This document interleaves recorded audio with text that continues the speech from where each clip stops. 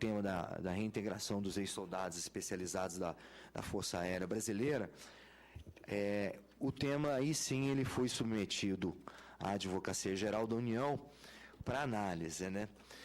Já tinha sido analisado anteriormente pela consultoria jurídica do Ministério da Defesa, mas, em virtude da importância do tema e, ao meu ver, da complexidade do tema, foi solicitado pelo ministro da Defesa e até pela própria Secretaria-Geral da Presidência da República, uma análise pela Advocacia Geral da União.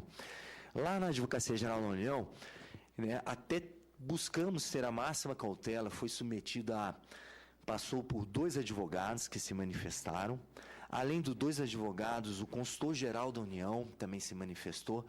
E, no final das contas, assim, em virtude da convivência que nós tivemos com os representantes da ANESE, né, e de inúmeros argumentos muito bem construídos pelos representantes, eu achei por bem, né, que nós fizéssemos uma análise de... talvez eu não tenha esgotado todos os argumentos, aprofundado em todos, mas na maioria dos argumentos e que constavam no processo administrativo. E acabou que eu mesmo, sendo o vice-advogado-geral da União, achei por bem eu fazer essa análise, fiz um despacho, depois nós submetemos esse despacho ao advogado-geral da União, tentando esgotar a discussão jurídica do tema. Aqui, é importante observar, eu sei que eu vou trazer os argumentos, os nossos entendimentos, mas é importante aqui observar que a gente sabe que o direito, a ciência jurídica, ela não é uma ciência exata. Eu sei que a grande maioria não pode não concordar com os posicionamentos jurídicos, mas ela não é a ciência exata. Que se fosse uma ciência exata, né, nós colocávamos a demanda, né, do cidadão brasileiro, colocávamos a lei junto, e aí o computador ele já diria se o cidadão teria um direito ou não automaticamente, né? E a gente sabe que não, é uma ciência que se baseia na dialética, discussões e eventualmente, interpretações, né? Então, primeiramente, uma preocupação que tive na análise, eu tentei analisar todos os temas. Eu comecei analisando o tema preliminar, que é um tema que a gente sempre deve analisar antes da análise de qualquer direito, né, no mérito de um pedido, que é a questão se já transcorreu o prazo para aquele pedido, que a gente chama de prescrição, ou mesmo se já transcorreu até um prazo para aquele direito que a gente chama de decadência, né?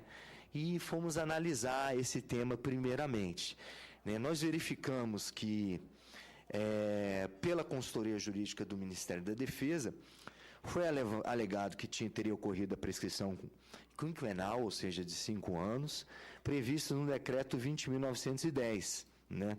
E a ANESE tinha trazido um argumento, que eu achei que um argumento bem válido, e me debrucei sobre ele, que, na verdade, não se deveria aplicar esse decreto, né, 20.910, mas a Lei 9.784, que é a lei que trata do processo administrativo, né, que seria uma lei superior, e que, no entender da ANESE, ela prevê o benefício da imprescritibilidade, caso seja comprovada má-fé, né? E aí eu me debrucei sobre essa questão, né? E, além disso, ela alegou que aí seria um caso de direito adquirido que não deveria se incidir seja prescrição ou decadência. Eu fui me debruçar sobre esse tema, e realmente o que eu verifiquei?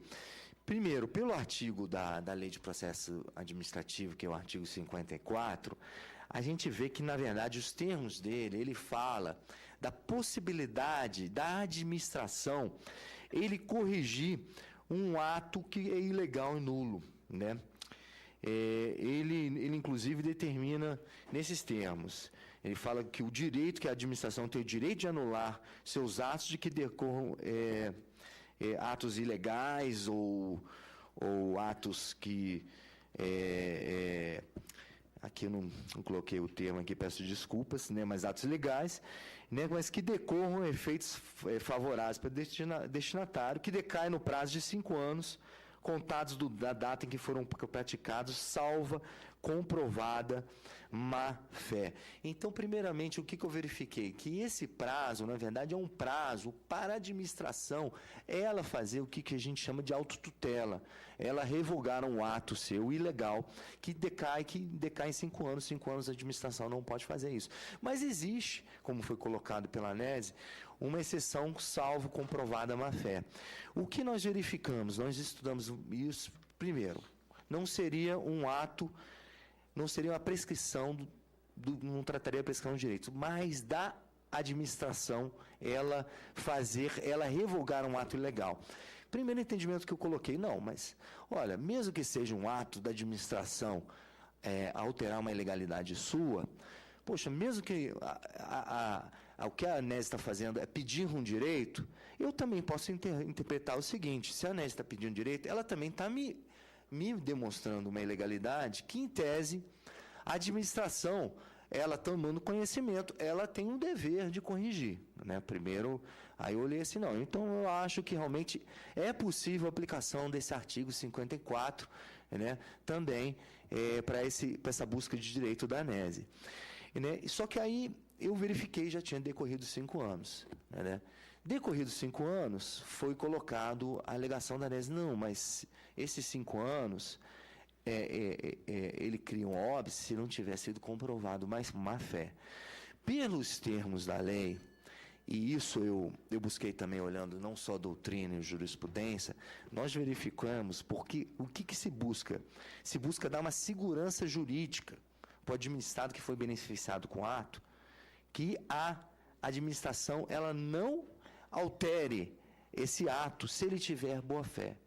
Pela doutrina é bem claro isso, que esse artigo é baseado no princípio da segurança jurídica e que, quando se fala da ação salvo comprovada má-fé, fala da comprovação da má-fé por parte do administrado, porque aí o administrado ele não poderia se beneficiar pela sua própria torpeza.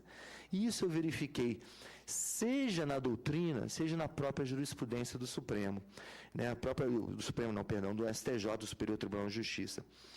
Ele fala aqui, olha, o decurso do tempo não é o único elemento a ser analisado para a verificação da decadência administrativa, ou seja, do prazo que obsta a administração ela revê um ato ilegal seu. Embora esta se imponha como óbice a autotutela, tanto nos atos nulos quanto nos anuláveis, a má-fé do beneficiário afasta a sua incidência, ou seja, apenas se houver a má-fé do beneficiário, mesmo que se em tese houvesse uma má-fé da administração, é bem claro, e a doutrina até fala aqui, assim, mesmo existente má-fé da administração, se os destinatários administravam de boa-fé e houve o transcurso do prazo quinquenal sem que o poder público houvesse providenciado a anulação do ato administrativo, configura-se todos os requisitos para a incidência da aplicação do artigo 54, perecendo pela decadência o direito à anulação. Então, verificamos que haveria um óbice, seja para a aplicação do decreto, né, seja para aplicação da lei do processo administrativo, para a gente rever administrativamente esse ato. Né? Mas mesmo assim eu falei o seguinte, eu não me dei por satisfeito. Eu falei, mesmo que há esse óbice, eu acho que é importante eu também analisar a questão, o direito em si que a ANESE alega ter,